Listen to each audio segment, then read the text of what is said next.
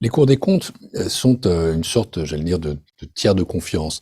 Ce sont des institutions qui sont indépendantes, qui sont équidistantes entre le Parlement et le gouvernement, et qui ont une capacité assez unique d'auditer, d'évaluer les politiques publiques, de porter un regard, encore une fois, indépendant, distant, mais en même temps impliqué sur les politiques publiques. Et je crois que nos concitoyens ont besoin de ça. Nous sommes dans une période marquée par des crises très nombreuses, crises stratégiques, crises liées à la guerre, la pandémie, crise climatique qui est notre quotidien déjà, et puis notre futur à laquelle nous devons faire face, crise économique, crise sociale.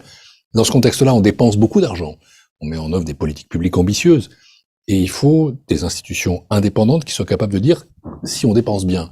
C'est la raison pour laquelle il faut mettre l'accent d'abord sur la qualité de la dépense publique, sur les politiques publiques suivies, sur les réformes accomplies, non pas dans une perspective d'austérité, parce que dans ce moment-là, nos concitoyens, qu'ils soient roumains ou français ou d'autres pays, ont besoin d'être protégés, mais dans une perspective de bon usage des fonds publics.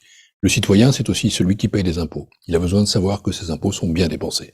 Et ça, ce sont des cours de compte. Je crois que les cours des comptes sont, je vais dire, à la fois l'auditeur de ces politiques publiques, mais aussi le garant pour le citoyen du bon usage des fonds.